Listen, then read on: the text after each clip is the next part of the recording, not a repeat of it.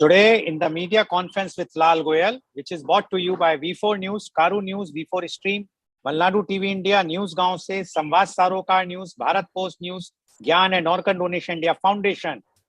Our endeavor is to enlighten you with the current topic, and today's topic is not only current but very, very relevant and bit controversial also. The topic is 2022, a bad year for startups. But before I will go on this topic, everybody knows that today is the last day of the year. So we have to say goodbye to 2022. The woods are lovely, dark and deep, but I have promises to keep and miles to go before I sleep and miles to go before I sleep. Divine souls, on the last day of 2022, may the Almighty and the universe help you to let go all the pain, negative emotions, and surrender to the beautiful journey of life, replenishing it with love and peace. Today being the last day of the year, we are very happy to say goodbye 2022 with a hope that tomorrow will be a new beginning. Now coming to our main topic, 2022, a bad year for startups. A startup or startups is a company or project undertaken by an entrepreneur to seek, develop, and validate a scalable business model. While entrepreneurship refers to all new businesses, including self-employment and businesses that never intend to become registered, startups refer to new businesses that intend to grow large beyond the solo founder. Venture capital funding for startups fell 30% this year compared to the record high of 2021, as the turbulence in the technology sector made investors skittish, severely hitting late-stage fundraising. Indian new age companies picked up $23.95 billion across all stages as of December 28th this year, compared with $35.46 billion last year. With the central banks across the world hiking interest rates to rein in inflation and tech stocks market capitalization 50 to 60% lower from a year ago, funding for late and growth stage startups slowed as private market investors became selective in their approach. The fall in funding this year is largely attributed to sluggish late stage deals, Series D and above, which more than halved to $11.70 billion from $24.91 billion in 2021. Funding crunch has triggered mass job cuts of up to 25,000 at countries' once thriving tech companies. And to discuss this very, very important topic, although I would like to tell our viewers, when I sent the flyer of this topic, very few reacted. They felt that this is something which I'm doing some wrong thing with the country, because everywhere the picture is so in a very brighter way. The people never thought of it that our startups are doing very badly this year, especially the last year. But as media conference with Lal Goyal, just want to say or awaken the society that what is the reality. We are not criticizing any particular party or in any government. We are saying this is the reality, and we hope that in 2023, after learning the lessons of 2022, we must try to improvise our startups, because they are the future of our country in a very, very big way, and the country's economic development also depends more on nowadays on startups. So to discuss this very, very important topic, 2022, a bad year for startups, we have a very elite, knowledgeable, those who knows about the economic condition very closely, and especially who observe the conditions of startups also in the last year. They are the panelists with us, and I would like to introduce my first panelist guest, and he is Professor Dr. Sudhir Sharan. Professor Dr. Sudhir Sharan is the founder of Dr. Sharan Consulting, California, USA. He has done MBA from IIM Ahmedabad in 1980. He got certificate in decision support systems from IIT Kanpur in 1986 and doctorate in international business in 1996. Dr. Sharan is former visiting professor IIM Lucknow and University of Texas, Dallas, USA. He visited President University, Indonesia on invitation from Dean, Faculty of Business in 2018. Her Excellency, Governor of Karnataka, nominated Dr. Sharan as syndicate member of Bangalore University in recognition of his academic distinctions. Dr. Sharan has MOUs with University in Bali, famous college in India, and in principle agreements with a portfolio of startups for expert advice to facilitate rapid growth. On personal levels, Dr. Sharan enjoys long-lasting, deep relationship in life, both personal and professional. His most distinguished attribute has been his burning passion about anchoring business management to fundamentals of objectives since 1979 to date. He called it MANAGE, M-A-N-A-G-E. Welcome, Professor Dr. Sudhir Saran on our show. But before I will take your views, I would like to read out the views or the opinions sent by our viewers. And I would like to tell our viewers that these opinions are the personal opinions of our viewers. Media conference with Lal Goyal has nothing to do. We have not edited anything. So we are not the responsible, nor we are going to subscribe their views. But these are the views which we have to give respect to all our viewers, those who have are sending our views, their views. Now, first view has come from Professor Dr. Prashant K. Patnaik. He is the Chief Urologist and Managing Director, SS Urological Institute and Dr. Patnaik's Hospital, Mumbai. And he says, I don't think so. In fact, we came out of deadly COVID era and started a new life with enthusiasm and positive vibes. This year also taught us a lesson that nothing is permanent. We should face the reality of life and remain prepared to face any such calamity in future. This was the view of Professor Dr. Prashant K. Patnaik, who is the Chief Urologist and Managing Director, SS Urological Institute and Dr. Patnaik's Hospital, Mumbai. One more view has come from Dr. K. Niranjan. He is the Professor Mary Lakshman Reddy, Institute of Technology and Management, Hyderabad. And his view is, a bad year of startup is loss of focus in customer traction, failure to find exact sales motion due to negative operational cash flow, could not analyze the actual market problems, inadequate marketing initiatives resulted in bad years for startups. These are the two views, and this view is from Dr. K. Niranjan, Professor Mary Lakshman Reddy, Institute of Technology and Management, Hyderabad. So these are the two views from our esteemed viewers.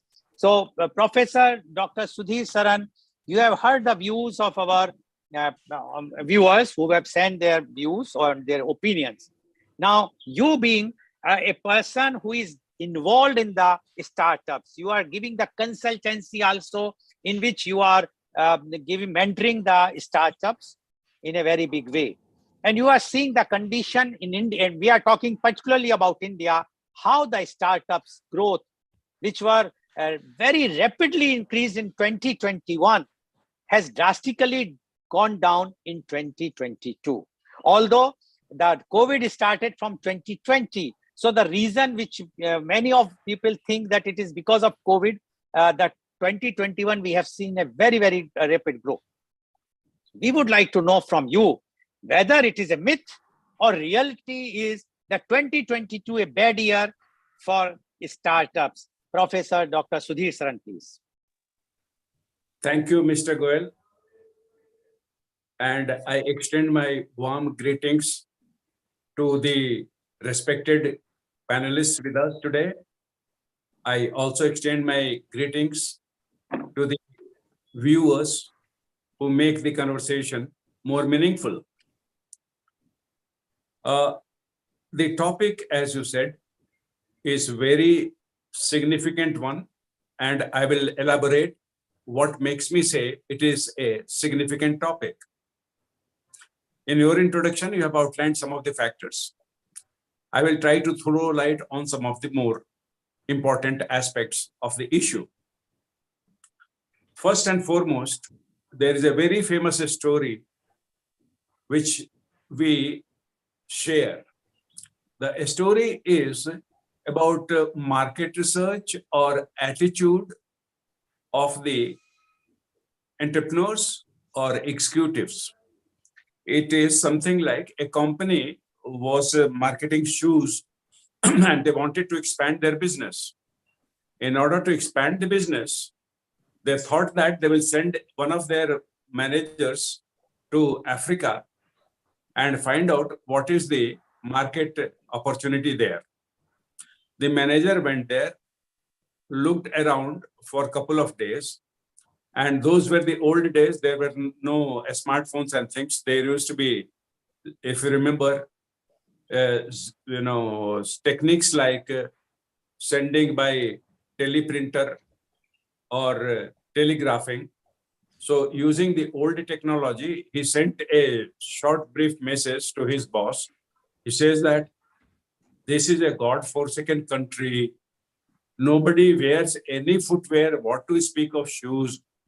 There is zero potential. Let's not waste our time and money. Send me return ticket. I'll come back. The manager read it, sent him the return ticket. This guy came back. Then he was still not convinced. He said, let me make another attempt.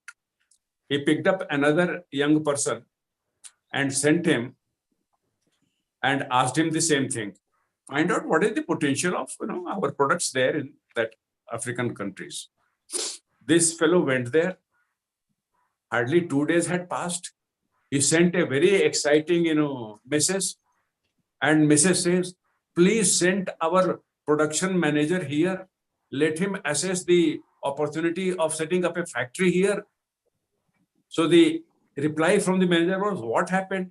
He says, this is a virgin market. Nobody wears any shoes. Unlimited market potential is there. There is no competitor. The sky is the limit for us. Now, this story, Mr. Goel, is very educative in our present context when we are discussing 2022, a bad year for startups. It is a very serious topic, as said at the outline, for our viewers to appreciate fully and for our co-panelists to fill in the complete picture. Let us first look at this graph which I have made, a 2x2 matrix. On the y-axis, I have put the environment. On the x-axis, I have put type of a startup. The 2x2 matrix's environment can be in either unfavorable adverse condition or it can be in favorable condition. A startup can be competent or with a proper model, business model, or it can be just opposite of that one. So there are 4 possibilities here.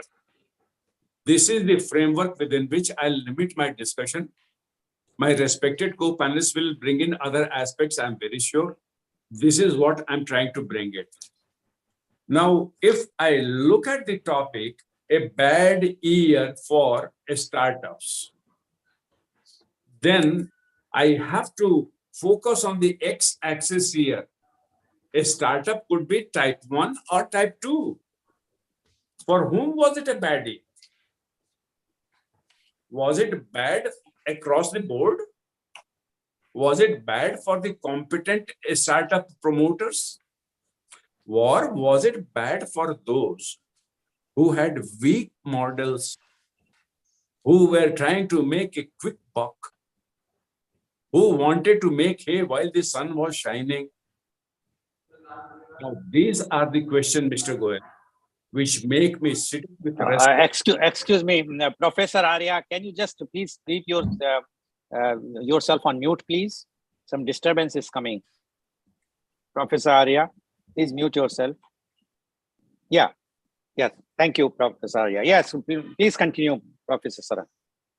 So, you see, 2022, according to me, my personal opinion, it need not be shared, was a beautiful year for the startups.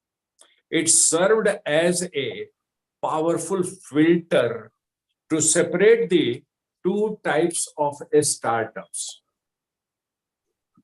And it has taught a huge lesson to everyone in the startup ecosystem, Mr. Goel. Be they seed capital providers, be they angel investors, be they venture capitalists, be they private equity people, or the ultimate is the people who, take the startup to its maturity for harvesting and have IPO. Any of those people, got a, very strong message from 2022 that the happenings of the past 30, 40 years have reached a point of pivot. In management, we call something with huge respect, and that is point of pivot. It is nearest equivalent is tipping point.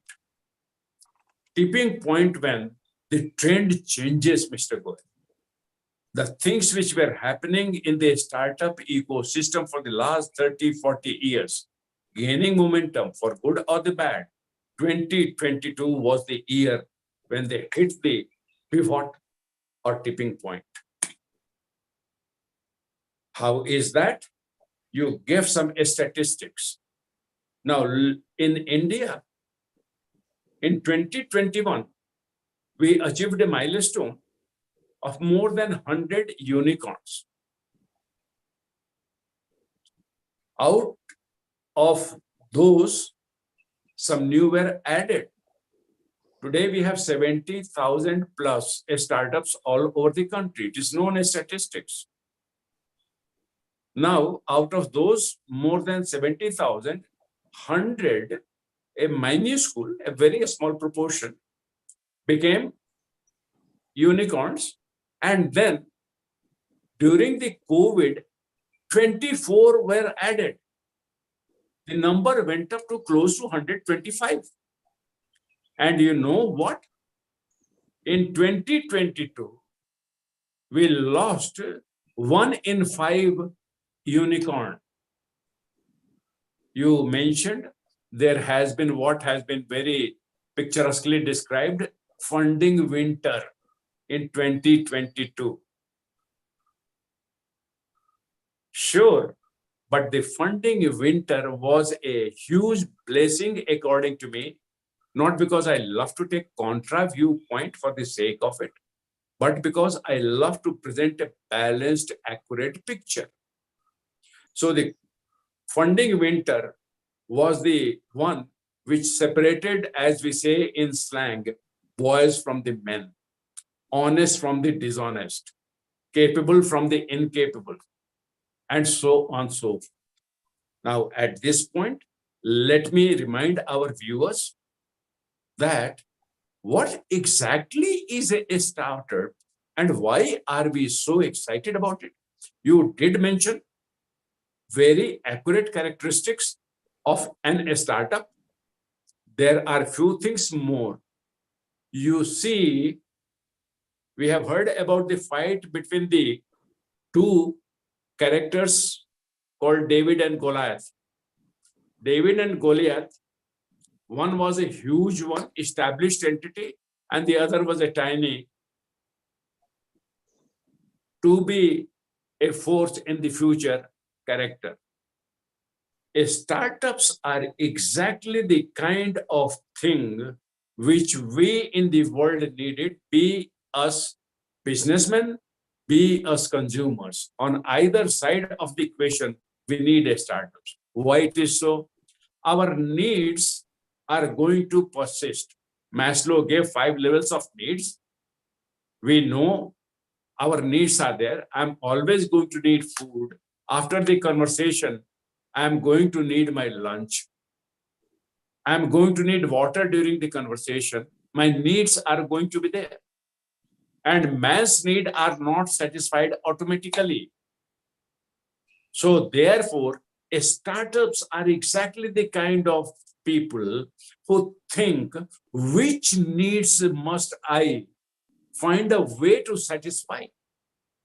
Even though they are established giants who are satisfying my need to brush my teeth, some other person may come up and tell me what is a better way to think not only of my teeth, but think of my entire oral hygiene.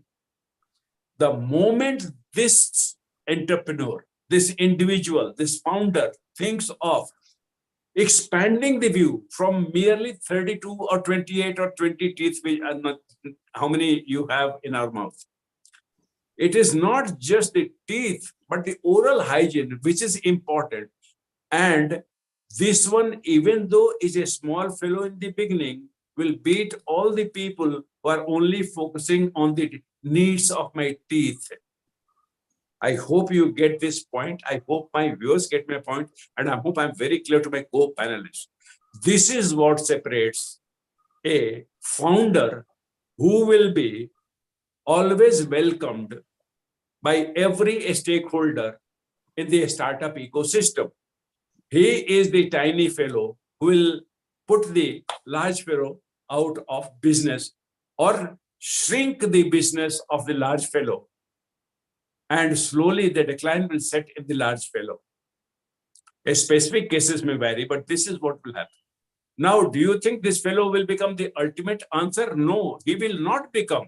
Because ultimately what this fellow will meet later on, say 30, 40 years down the line, is somebody who says the kind of bacteria which are there in the mouth, they go to our stomach region and then they affect the population of friendly and harmful bacteria in the gut biosphere.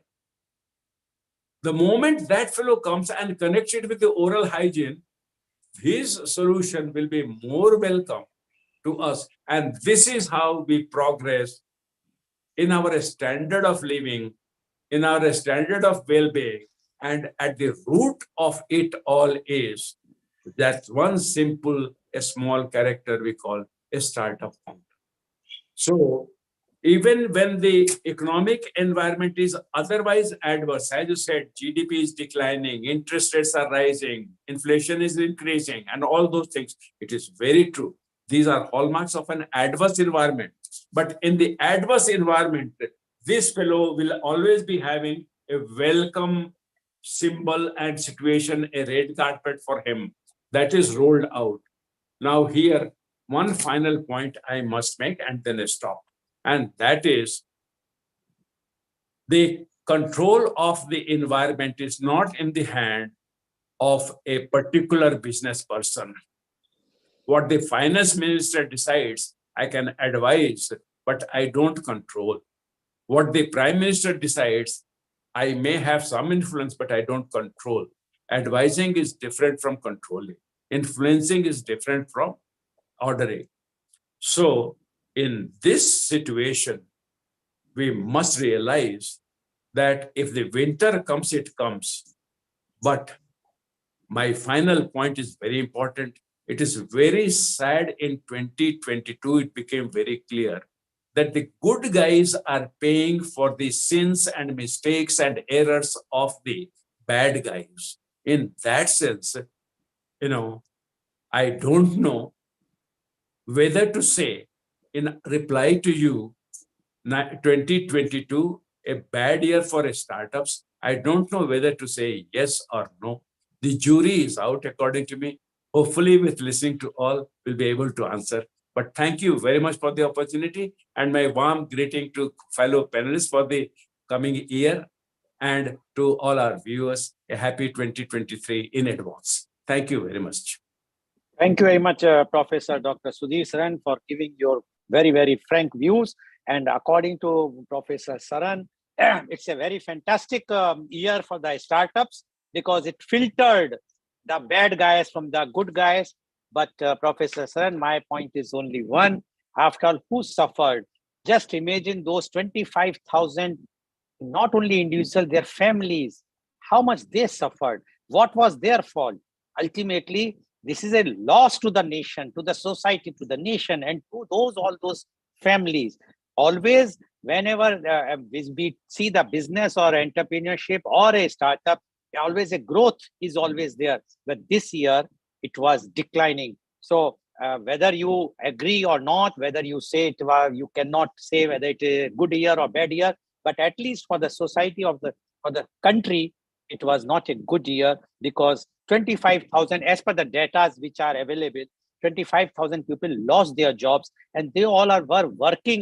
The bad thing is that in the early morning, somebody say when they sit up for the work, they receive a message, now your services are not required.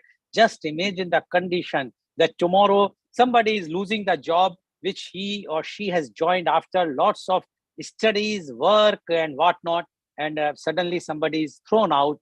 So this is something where I am sure the government has to see to it why it is happening. And as you say that we cannot predict the environment. Yes, we cannot predict the environment, but in business, it is a very first thumb rule that you have to take the contingency in mind in the very, very beginning. You cannot take all the thing hunky-dory. You have to be ready for all types of contingencies. People were aware what is going to happen. COVID was always on the, it is there already 2021. So people were knowing that 2022, and now again, the COVID is coming back. So what is going to happen 2023, nobody knows. And if the startups, people will say, no, we were not aware about it. It is wrong. They should know what is happening. And there are many areas where even they can be successful if they apply their mind honestly. Thank you very much, Professor Saran. When we will come in the next round, definitely we would like to have some more discussions about why it is bad or why it is not good. Thank you very much. Now I would like to invite my next panelist guest, and he's Professor Dr. Anand Mohan Agrawal. Professor Dr. Anand Mohan Agrawal is the Vice Chancellor of United University, Prayagraj. He has 3 decades working experience spreads across a span of almost 3 decades, wherein he has been at the important position of reputed institutions. Professor Agrawal is an institutional builder and has established extension centers of BIT Mesra in India and Middle East. At GLA University Mathura, he established a university polytechnic and is continuously guiding the university on the path of excellence and quality education till the time he was working there as a pro-vice chancellor. A PhD from ISM Dhanbad, he completed his graduation, BSc Engineering Mechanical, as well as MBA from BIT Mesra. He started his career from ISM Dhanbad in 1984. Then he moved to AICTE as director in 1995. Further, he joined IGNOU as professor in 1999 and then back to AICTE as advisor 1 in 2000. In 2001, he came to his alma mater, namely BIT Mesra, where he went on to become dean. He joined at BIT International Center, Muscat, as director and dean in 2005. Continuing his progression, Professor Agrawal joined OMJEST, Oman, as general manager, knowledge initiatives, wherein he served for 2 years before joining GLA University Mathura as pro-vice chancellor and director in October 2012. He has guided 10 PhD scholars and has written 1 book. He has been member of various committees, including NAC and NBA. He has more than 35 publications in reputed journal and has been awarded Best Paper Award twice by Indian Institutions of Industrial Engineering.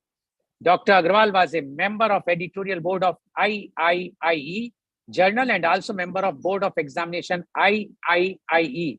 He has been awarded Performance Excellence Award by IIIE at Dubai in 2015 and Professor J.M. Mahajan Award in 2017. Welcome, Professor Dr. Anand Mohan Agrawal on our show. But before I will take your views, I would like to read out the view of one of our viewer, and the view is of Mr. Deepan Shah. Mr. Deepan Shah is Asian Indian Ambassador for Organ and Tissue Donation Awareness of NJ Sharing Network, New Jersey, USA. And his views are, in addition, cream of talent retain is big challenges for Indian as super brain love to move out to US as top priority as compensation, health and benefits, topmost matters, plus living quality lifestyles, cleaner environment, education for kids, and safety matters most. So these are the views. And according to this view of Mr. Deepan Shah, is the Asian Indian Ambassador for Organ and Tissue Donation Awareness of NJ Sharing Network, New Jersey, USA. The cream of the talent is moving to the other countries, especially mentioned about the US. So that's why the condition of startup in India is not that good this last year. So these are the view of Mr. Deepan Shah. Now, Professor Dr. Agrawal, you have heard the view of our viewers as well as the view of Professor Dr. Sudhir Sharan. Now, being the Vice Chancellor of a very reputed university, plus your experience with different government, semi-government organization, and you are seeing the condition today, we would like to know your views of about 2022, a bad year for startups. Professor Dr. Anand Mohan Agrawal, please. Thank you, Mr. Goel. Dr. Arya, Mr. Maheshwari, my friend Professor Sudhir, and viewers. First of all, a very happy 2023 for all of you. And let's hope that we have more peace, prosperity, and better health in the new year. Coming to the topic, before coming to the topic, since we are on the organ donation platform also, since I was watching a TV program last night, and where it was shown that our death due to road accident is 11% of the total world. And yesterday also we had a very bad accident for one of our very dynamic cricketer. I'm sure that some startup will come up for the better road safety. They will come up because government has done whatever it can do. I am still not very convinced that we talk of black spot, but why that black spot cannot be changed in white spot. I'm sure some of our budding entrepreneurs will think on it and they will provide some solution. Coming back to the topic, bad year, good year. See, let's try to see the world environment. According to me, Indian society has been full of entrepreneurs, startups, right from the earlier days. Some people, some particular states like Gujarat and others have been very enterprising and have started many new things. One of the company which comes to my mind is Nirma. As Professor Sudhir Sharan was talking about Maslow's need hierarchy.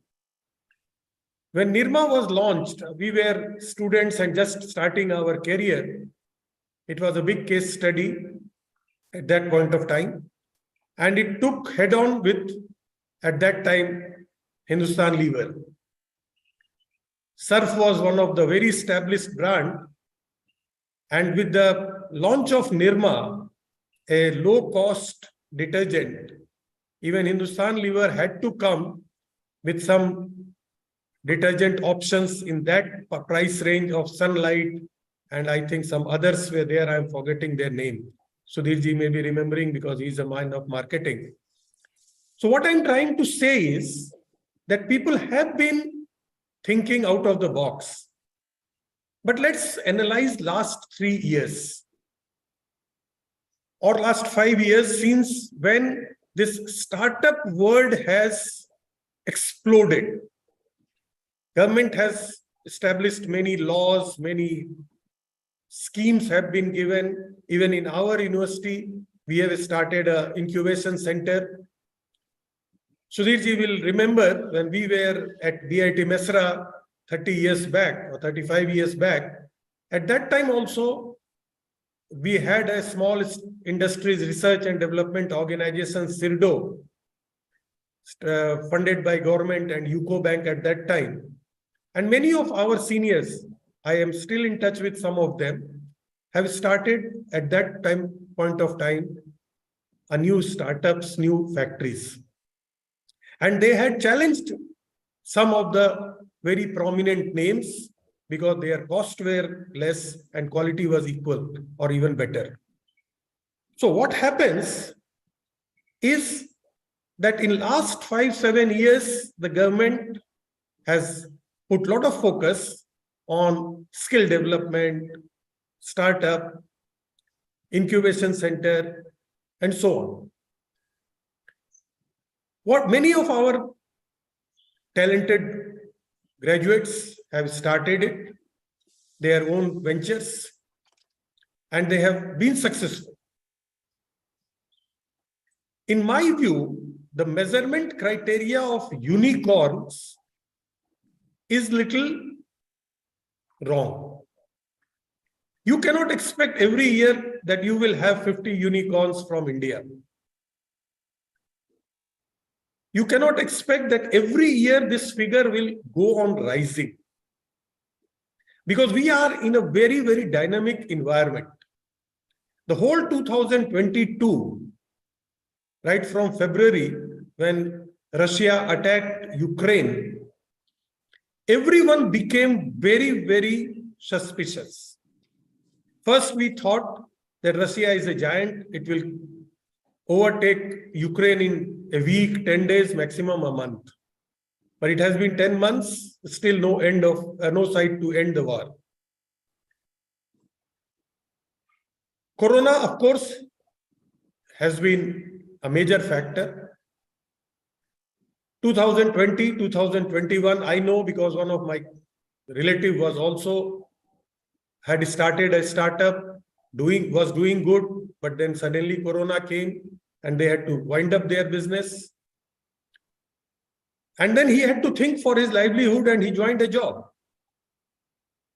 25 or 26 people who were working with him, I do not know what happened to them, but they must have found some job or some livelihood earning, because after all, we have to survive. Now, what do we mean by a startup? See, startup can be anything. It can be manufacturing, it can be services, it can be design, it can be a consultancy. In India, what happened, that people had very high expectation. Everyone who thought that I will become Zomato, I will become Paytm, I will become some other names.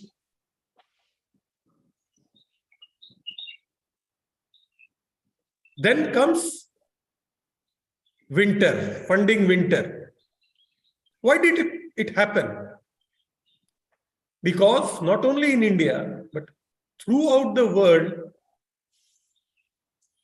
the angel investors and others started feeling pain, feeling pinch. Success rate started decreasing.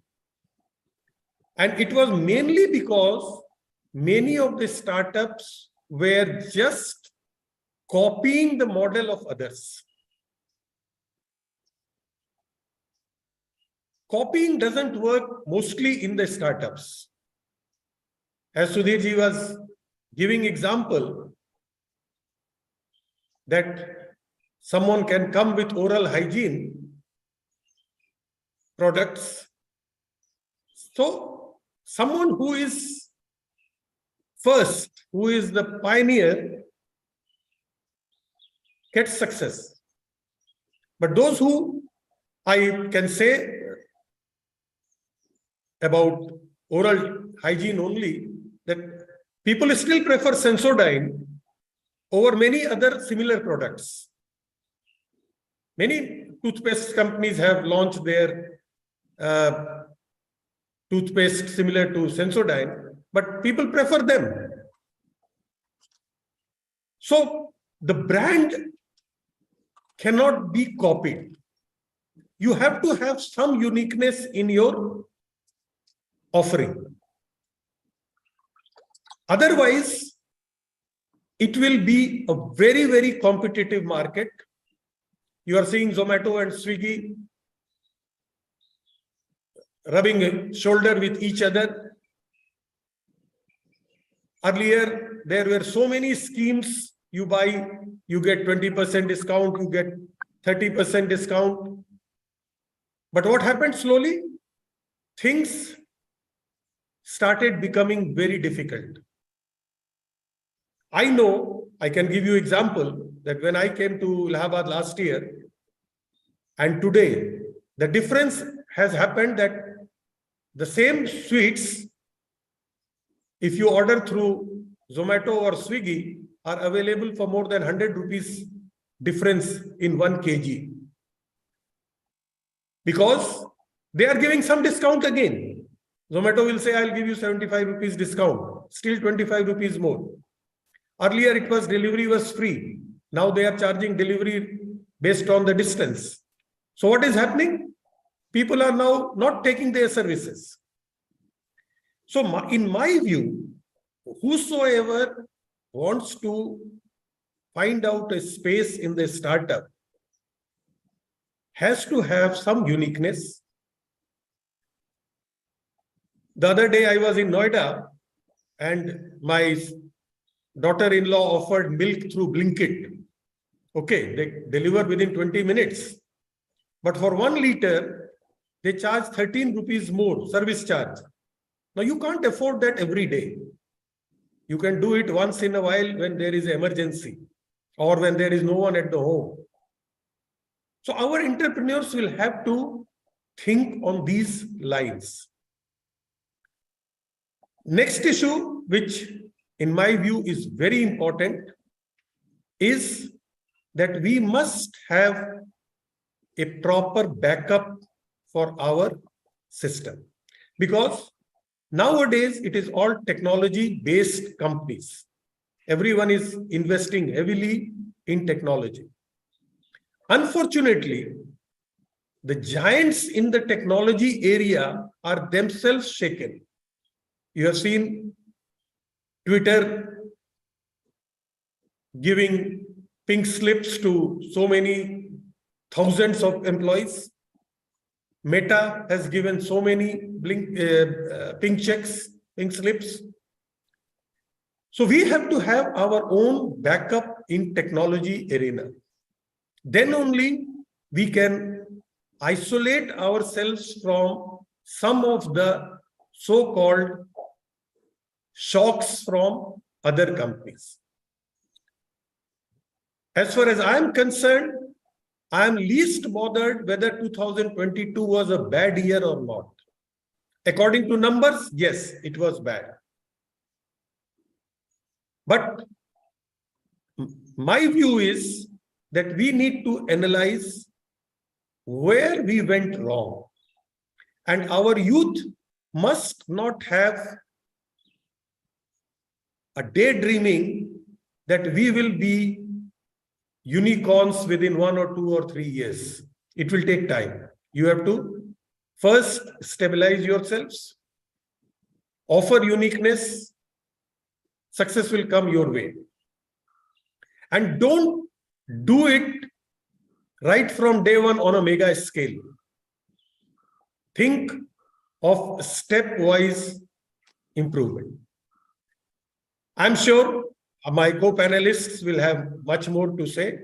So with these few words, I am closing here, and maybe we'll have more chance during the course of time. Thank you, sir. Thank you very much, Professor Agrawal, for giving your views, very elaborate views. And Professor Agrawal initially mentioned about the organ donation. Yes, the figures which were given by yesterday by our Honorable Road Transport and Highway Minister Nitin Gadkari is alarming, because in 2021, the total road accidents occurred were 4,12,432 and 1,53,972 lives were lost. And approximately about 1 lakh people were declared brain dead, but they have very few of them, their family decided to donate the organs. So the organ donation is suffering. We are going to take up this next year very seriously about this also. One more point which about the Rishabh Pant, he has mentioned, yes, we all are praying for his fast recovery. But one thing one should also understand, that when you are driving on a highway, there are speed limit. You might be driving a costliest car, but you have to adhere with the rules and regulation.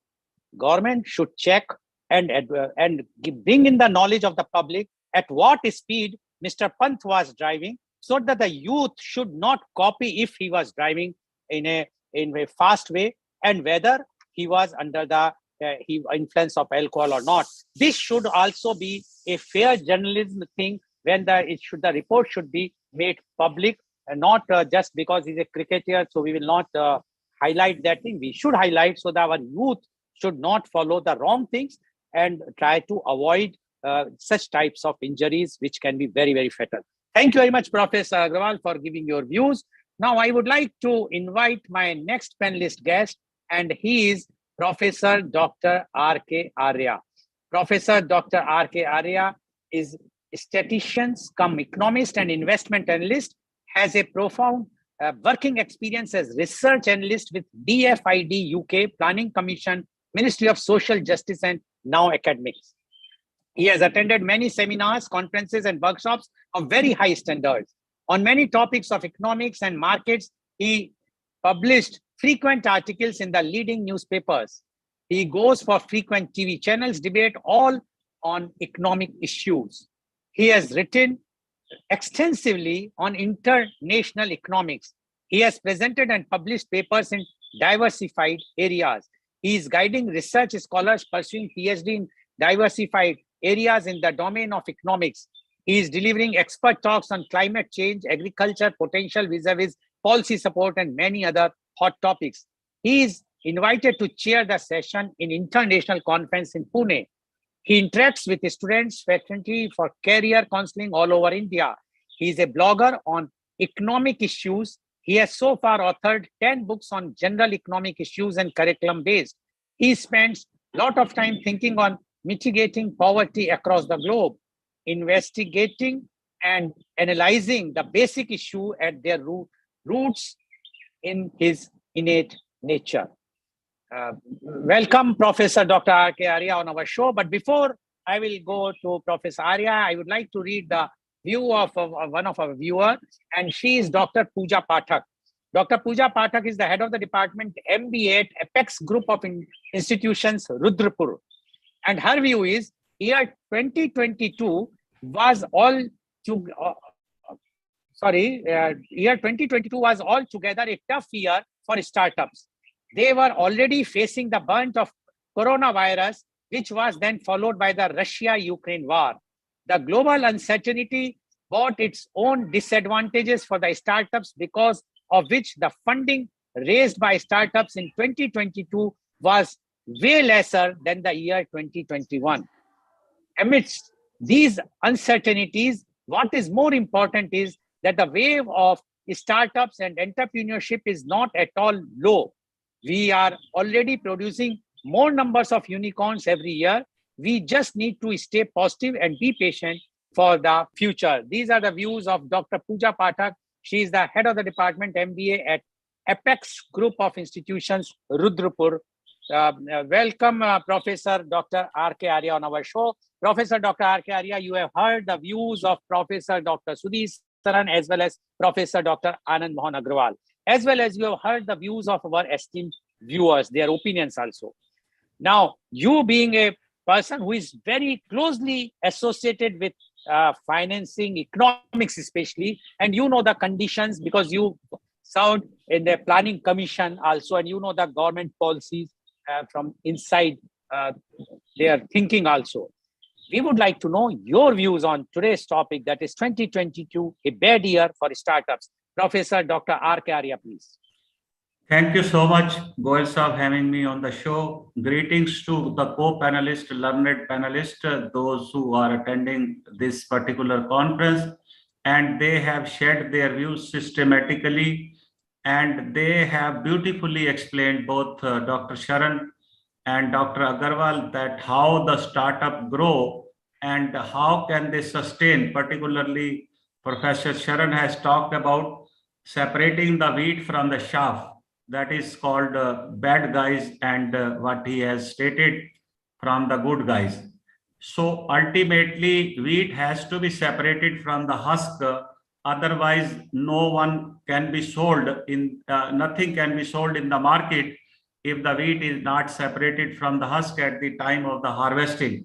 So bad guys have to be separated from the good guys, so that whatever essentially is required in startup, that is basically an entrepreneurship. And entrepreneurship, as Professor Agarwal has pointed out, that the Nirma 50 years ago has started on low key, and how it has risen to become a detergent. And I had seen personally that the rin selling people, agents, had come at our doorstep and had handed over the three, that is, pieces of that you can use it. I saw Pepsodent also being sold, that that the people can try, and then the market research, it how the market research is done, and then the recommendation goes throughout, and they assess that the product is useful or it is not good. So the same thing which has been continuing with the advent of telecommunication and the digitization, definitely the entrepreneurship was expected to be dependent on this digitization and communication. The Delhi dynasty in India is still weak, basically, when the government is still thinking that to boost the telecommunication infrastructure, and then side by side digitization, it should continue forever. In case, you know, the youngsters in India, which are bulging now, the demographical dividend can be reaped through the entrepreneurship. And when, you know, the Prime Minister in January 2016 was talking about that the startup India will be the prime objective for the employment, and it should be ramped up, because the youngsters cannot be employed unless the entrepreneurship ability is there. So that was a sunshine time when the government has given so many sports schemes that the people should come forward and all that. There lies a flaw, that incubation in fact remains somewhere defective, and people have hurriedly done the things. But at that particular point in time, that is the angel investors and venture capitalists and the giant techs, like the Google and Microsoft, they are ready to, you know, put their money for the scalability. That is, they were looking for the growth, because when you have plenty of capital, you have no appetite for the revenue.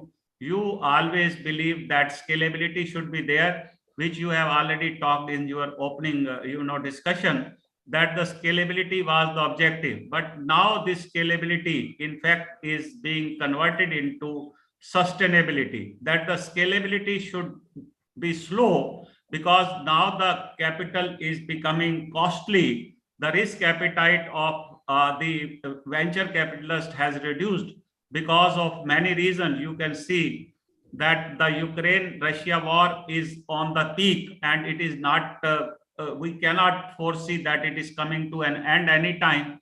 So supply chain disruptions are there, and COVID protocols have increased there in China, and lockdown is there. So supply chain disruption is there. As such, the capital generation is coming to somewhat, that is, it is getting slow.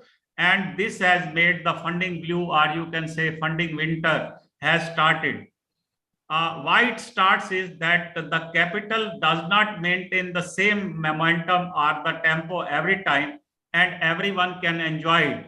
It is the founder who has to see that what best possible it can give to the clients at a particular point in time, whether he has done a thorough research.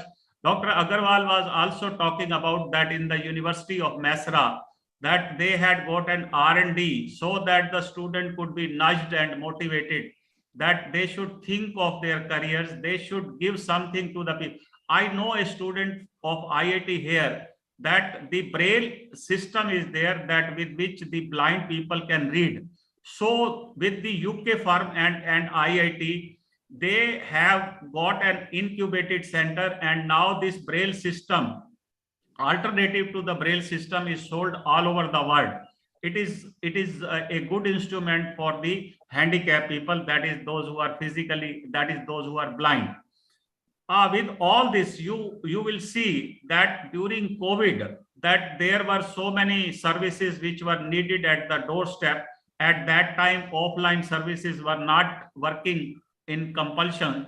There were lockdown. But now that during COVID, so many food, that is retails and the food tech and health tech and pharma easy, they had come up and their sale had improved. So they worked very well and they had a unique space there to work. So therefore their scalability was good and they are reaping a good benefit of that. So all the, startup that way are not bad, but selectively they are good. And therefore those who are selectively good, they are being funded. At the late stage and initial stage is becoming difficult, because now that is the investors are looking whether their planning is proper, whether they have done a groundwork for it or not, or they are just pushing up. Our Professor Agarwal has already told that the people have tried to copy it, some of them. Like Zomato now is down by 69%, and Swiggy, you will see that it is also not picking up that one. So competitive in economics is very important, that unless you are in the race, competition, and competition comes through innovation. And if you will copy someone and you will not add anything from your side, definitely you will reach at a stage, and after that you will start filing, because the customer will see that they are getting the quality product from somewhere else and the cost is still very high in some particular case, and the delivery slowness is also there. In case of delivery logistic startup, you will see that now it had started with a very strong note. Now it is cooling down. The reason being is that in logistic there are many other options. Similarly, in the education, you will see that the Vedantu and Unacademy and Baiju, all the three are struggling because they did not watch that whether they are scalable in the long run or not. The reason being is that during COVID, there was a need that online teaching can be done, and everyone has plunged into this particular platform, that somewhere the students are to be taught and the learning material is required. Now, when I was reading Vedantu for a long time, I saw that it is not of that quality as we were expecting.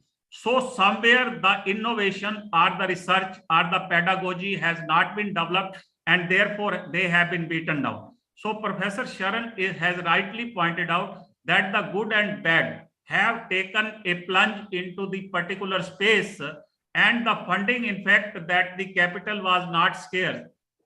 It was in plenty. So these investors have funded, but now the investors are looking at what we call is sustainability also. Scalability in the long run, not in the short run. Sustainability in the long run. Let it grow sufficiently to a high level, and now they are expecting let the break-even point should not come at 50%. Let it come at 80%, no problem at all. But the return should be there, revenue should be there. And now the investors have shown their ferocious eyes to the founders that the investment will not be there unless you conserve the cash.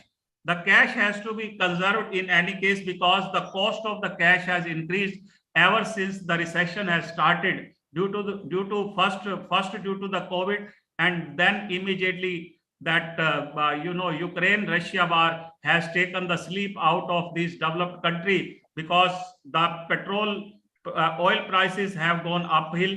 Also, you will see that the supply chain disruption are also causing the cost to go up, and also the wages in the United States have gone up, and unemployment rate for the last 35 or 40 years, it is at 3%. Otherwise, you can see that it is at 4% or 5%. It means that it is becoming a big headache for the Federal Reserve to cool down the inflation. And in India also, that it is a borrowed inflation or the inflation which has been created by the government own mistake, but it is still above 7%, 6.58%. If you say that the seasonal vegetable prices have gone down and therefore it has come down from 7.21% to 6.58. It means the inflation is still continuing.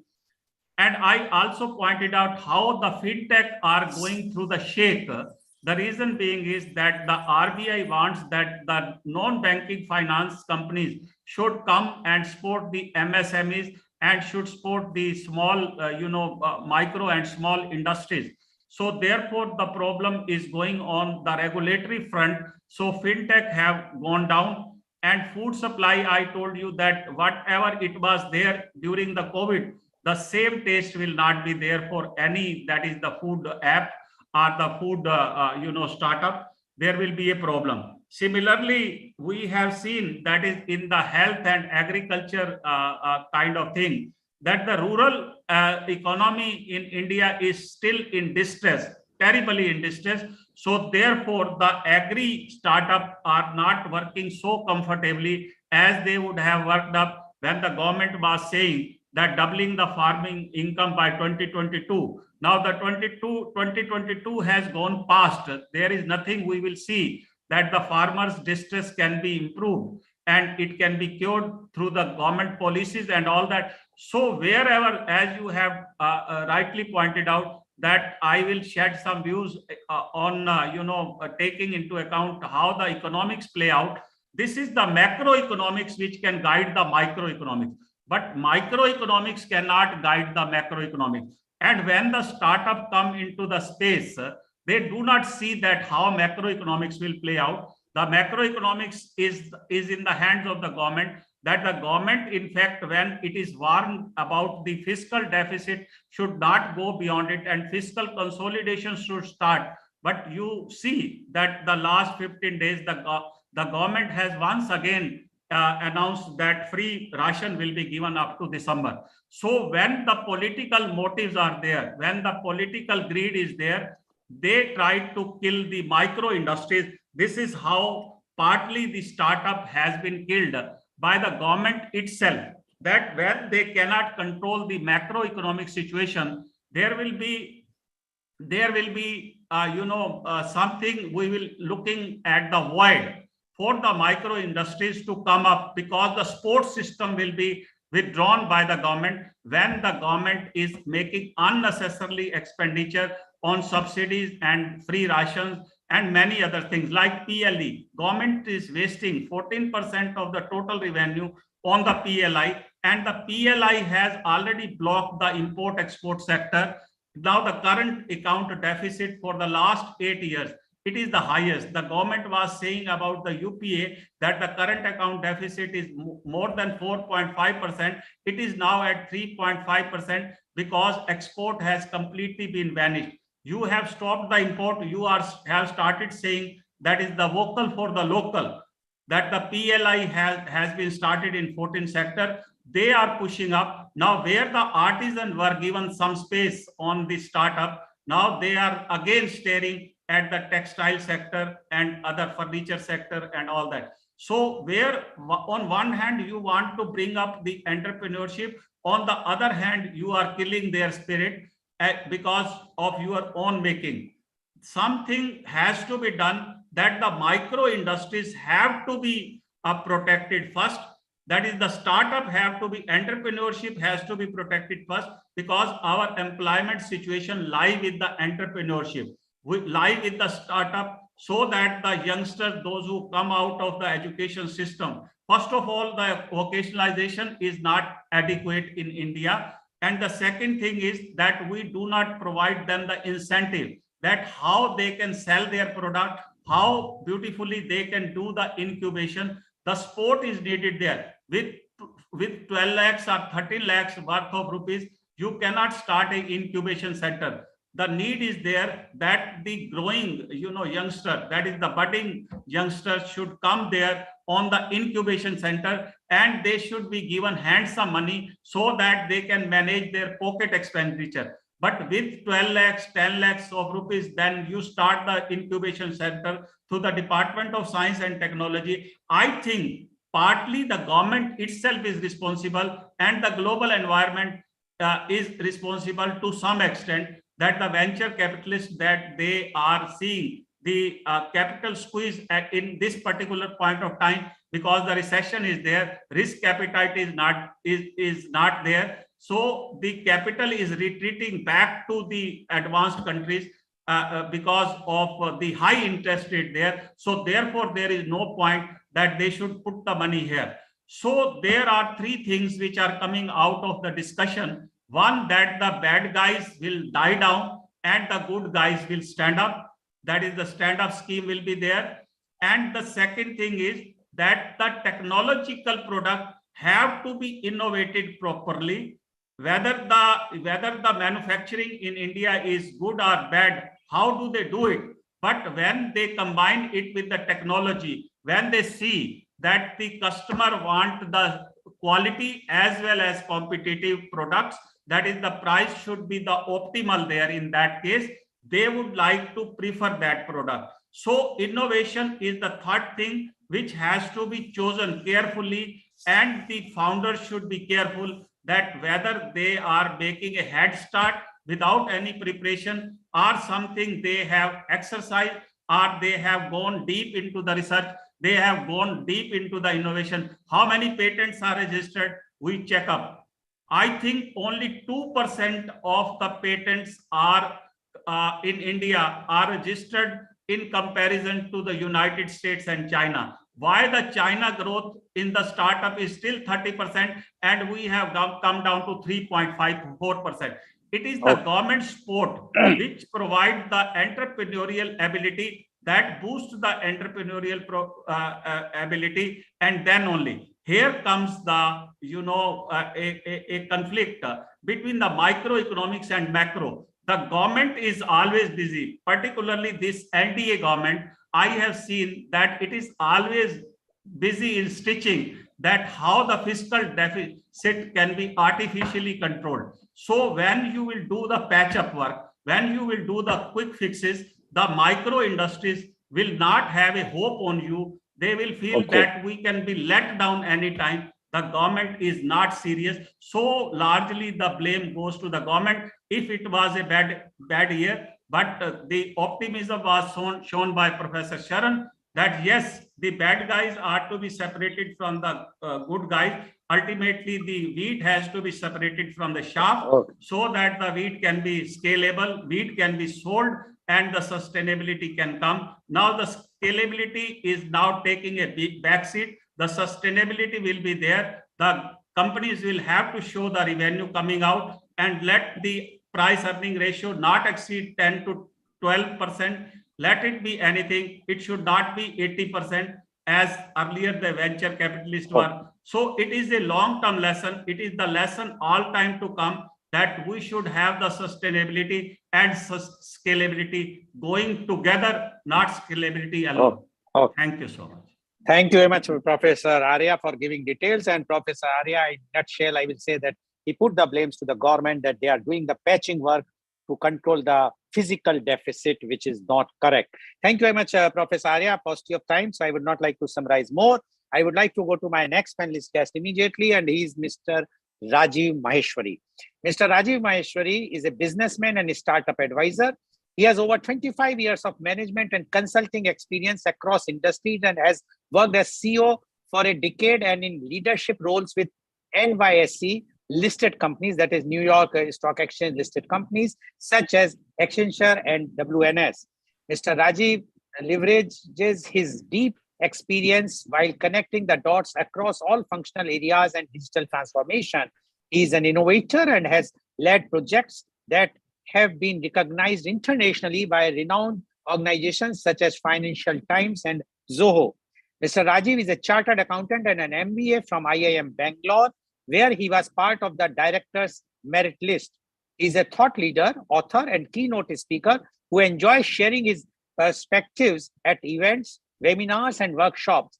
He is the co-founder of FromTheExpertsMouth.com, a platform that empowers people from over 160 countries to realize their innate potential. Welcome, Mr. Rajiv Maheshwari on our show. But before I will go to you, I would like to read the opinions sent by our esteemed viewers. And the first opinion is from Rotarian Dr. N.M. Nigam. Rotarian Dr. N.M. Nigam is the chair, Organ and Blood Donation Committee, RI, Rotary International District 3110. And she's also the retired principal of MMPVG College, Kanpur.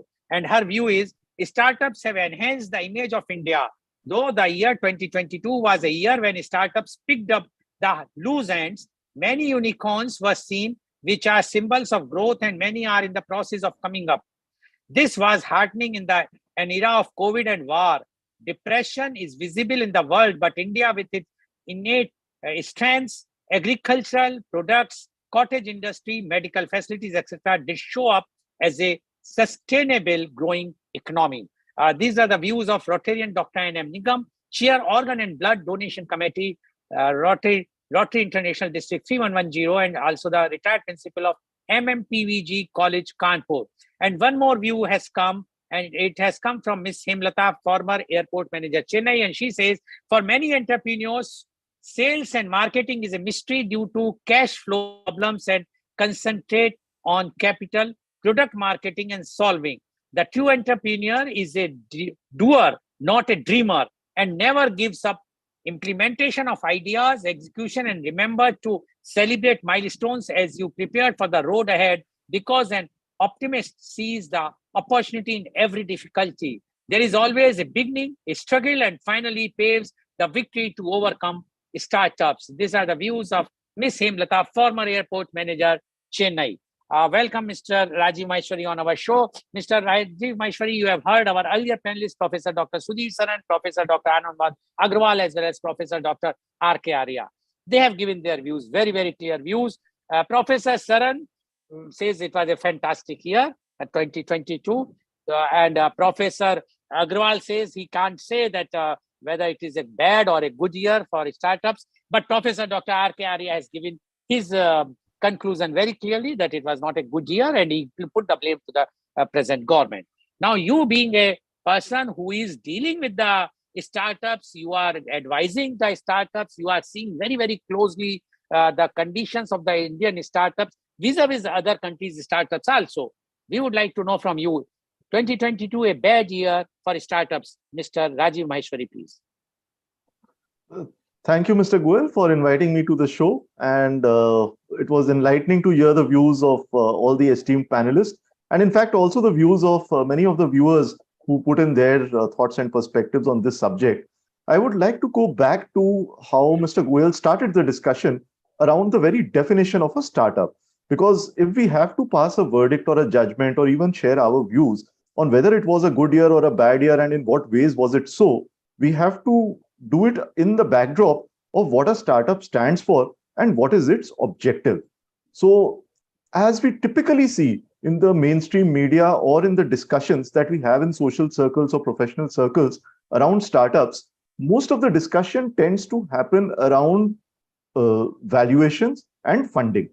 So it appears as if, if you were only looking at all the newsprint articles around startups, if you were only looking at all the talk shows that were happening around startups, you would think that the business of a startup is to raise funds. And if you raise funds, you are successful. If you don't raise funds, you are not successful. I would like to question that premise. It may not be a very conscious decision that one may take to associate the raising of capital with the success of a startup. But because this is so prevalent in society, this bias has kind of subconsciously seeped into all our minds.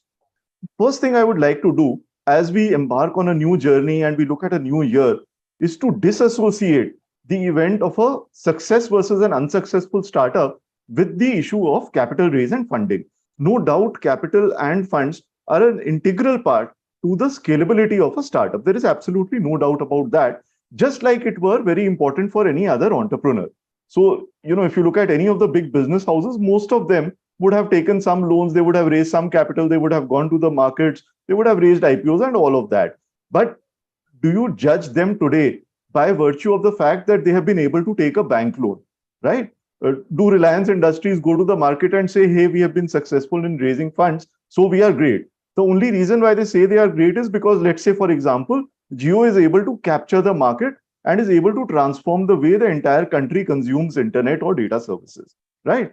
So coming back to the point, the the parameter for whether a startup is successful or not should be judged on whether they have firstly identified a good enough business problem to solve.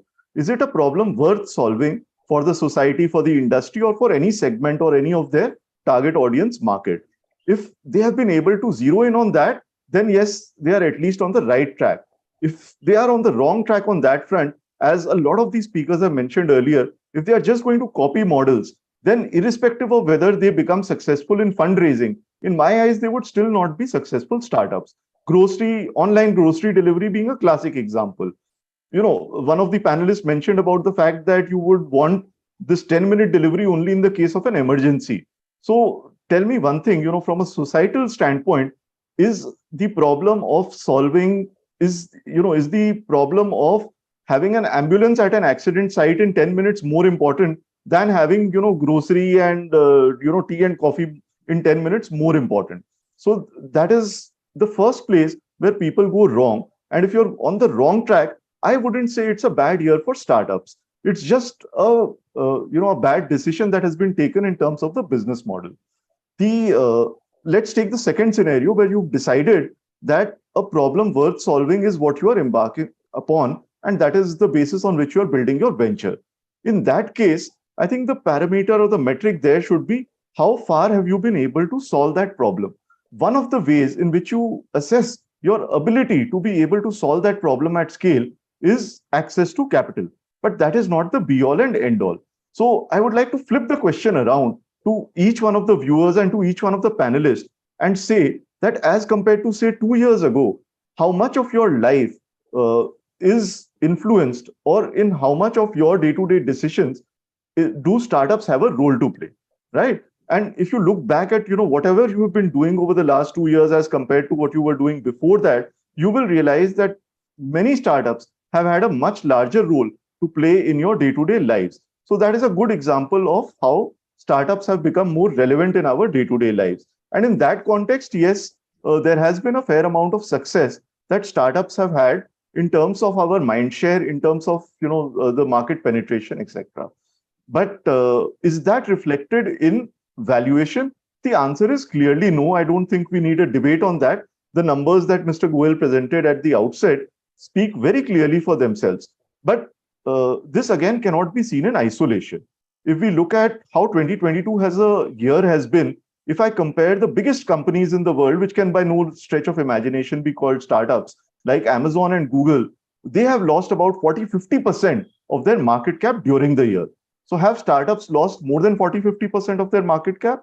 The answer is clearly no. They have lost about the same amount of market cap. The funding freeze is a totally different thing. I'm only talking about the loss in market cap. So have they done any worse off than the biggest giants of the world like Amazon and Google? No, they have not, purely in terms of market valuation. So why single out startups as a sector that is doing bad or good? So it's generally been a bad year for tech valuations in general. And let me explain to you my thoughts on what the reason for that is. The reason for that is, of course, pandemic came in 2020. 2021, there was a huge spike in demand because everything went digital and people overestimated the demand for digital goods, products, and services. People thought that everything in the new normal is going to be online, is going to be digital first, and the physical world is kind of going to go away because that's what they got used to over the last 1 year of the pandemic. However, as we saw in 2022, that was hardly the case, and people wanted to return to humanity, to the old normal in modified ways. So all the demand estimations that happened basically went through the window. And when this happened, the companies that were in the startup ecosystem and whose investors wanted them to scale up, and they were, the emotions of fear and greed kicked in here. So earlier it was fear when the pandemic first struck, and then when the digital demand started rising, then greed set in. As a result of this greed setting in, what happened is that companies overexpanded. And once they overexpanded and the reality did not meet their expectations, they had no choice but to cut down. And that is what led to the firing frenzy. And of course, the funding winter or the lack of capital was a big issue that played a major role in that part. So this, in a nutshell, is what played out over the last couple of years. does it mean that it was a bad year, or was it something that was waiting to happen? For that, we will need to understand that there is a fundamental difference in the way one needs to approach or review the startup ecosystem versus, let's say, how you would review a typical entrepreneur. And I'm going back to the definition Mr. Goel presented about what a startup is versus what an entrepreneur is. So startups are not regular businesses. They are taking huge punts on big problems that are not being solved by mainstream entrepreneurs or mainstream businesses. They identify these gaps and they have a potential to make it absolutely huge in terms of scalability.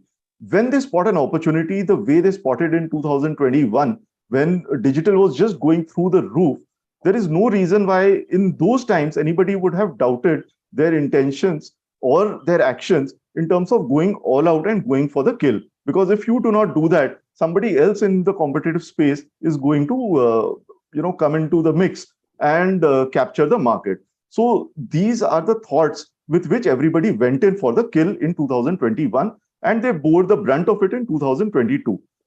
It's very easy in hindsight to say it was a wrong decision. People, should have been more careful. They should have thought about, sustainability and all of those things. But the fact of the matter is that they are not cut out to think in a linear manner.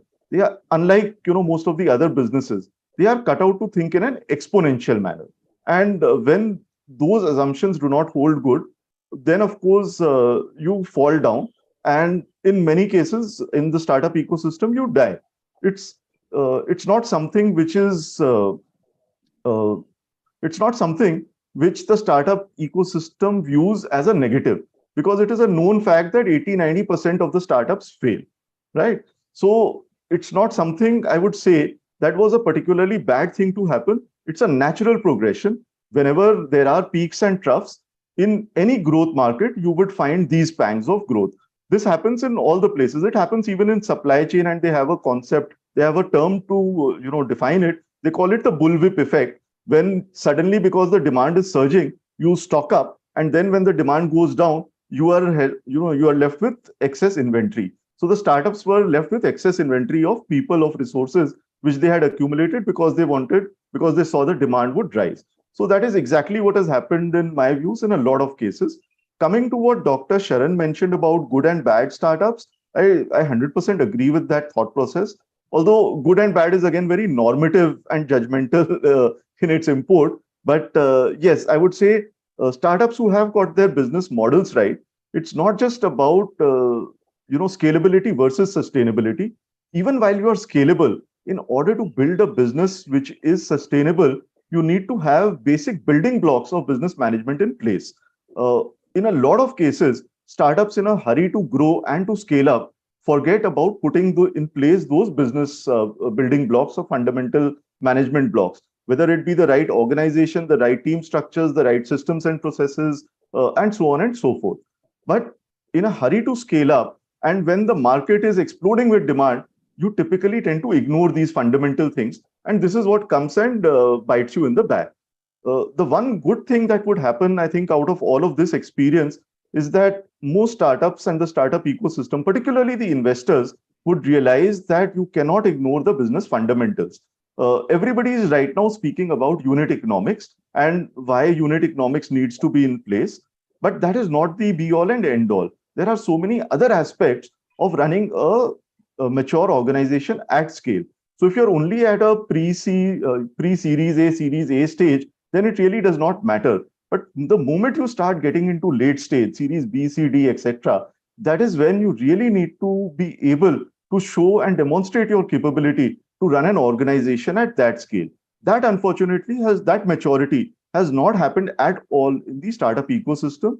I've spoken to a few unicorns. I know a lot of them, they're inside working, and they have just not put in place the kind of organizational maturity that somebody would need to run an organization at that scale. And that is why, Mr. Goel, you see that the late stage funding in particular has taken a much bigger hit than early stage funding. So people are still very aggressive and bullish on the prospects of the startup ecosystem in general, being able to solve large problems at scale. But they would much rather bet on the young ones who got their business models right, the early stage startups who have still the potential to go 50x or 100x, rather than somebody who's already at a unicorn valuation or a Sunicorn valuation, but will not be able to grow and scale up. Okay. Okay. So that's Okay. from the employer side. One last thing I Yeah. would like to say before I wrap Yeah. up is on the careers front that you mentioned. Yes, indeed, it is very disheartening to see that a lot of people lost their jobs for no fault of theirs, obviously. But before one gets into the startup ecosystem, one needs to compare this with, say, a regular cushy job in a MNC or in a large Indian corporate and weigh the pros and cons of both. Just because startups historically over the last 3 years have been doing well and people have not been losing their jobs does not take away the innate risk of a startup business model. So if you're joining a startup as an employee, you need to keep that into account and you need to have your own cushion so that you are not caught unawares. That cushion could be financial cushion or family support or anything else, but at least that should be there in the back of people's minds. Okay. Thank you very much, Mr. Rajiv Maheshwari, for giving your views. Paucity of time, I would not like to summarize, but what you have said is very well be taken by our viewers, I'm sure. Now, my question goes to Professor Dr. Sudhir Saran. Professor Dr. Sudhir Saran, I will give you a data that is in 2016, there were only 452 startups, which has increased to 84,012 in 2022. And almost 90% of the startups fail across the India, with 10% failing within the first year. What is happening with Professor Saran? Are we taking, is no regulatory board for this? For all the companies, for everything, we have regulatory boards like SEBI and others. But for startups, after all, who is losing the money? Who is losing the jobs? After all, it's a very bad setback to the society and the country at large. What do you say about this, Professor Saran? Time is very short. I want a very, very small answer. The heart of the matter that you are raising is beautifully captured in a line from Mirza Ghalib, the famous man. He says, "Marj badhta gaya, jiun jiun daba ki humne." Now, what happens is the kind of regulatory measures government take to correct these ones, they have their own inherent limitations. Time is very short. We can have a whole discussion on this one. But what I'm saying is they are doing the regulation in a blind man's fashion, hit and trial method. Established industries can survive in that. They have the fallbacks. Startups get slaughtered by that hit and miss method. Okay. Thank you, Professor Saran. My question goes to Professor Agrawal. Professor Agrawal, you spoke about unicorn. You said we should not go blindly for unicorn. I will give you a data. In USA, out of 72,560 startups, 639 are unicorn. In India, if we will take the data, 84,012 startups, only 84 unicorns are there. We are not that intelligent enough, or we have some ulterior motive? That's why we are not having the unicorns which USA is having. What is the reason behind it? Thank you, sir. Let me tell you one thing very bluntly. Again, not criticizing the regulators or policymakers. The whole problem in our country is we fix targets for everything. In universities have been given target that you have to register at least 25 startups every year. Now this doesn't work. And the funds, as you were saying, that the funds that government gives to these startup students or the pass outs mostly goes down the drain because they come up with some idea which doesn't ultimately commercializes. So my request with the policymakers and others, if they are going to have listen to it, don't fix targets. Give them free hand. Let them come up with one idea, maybe in a year. It will work. And then I think we will succeed. Thank you. Okay, thank you, Professor Agrawal. Now my question to Professor Arya is, you have blamed government. Why you are blaming government?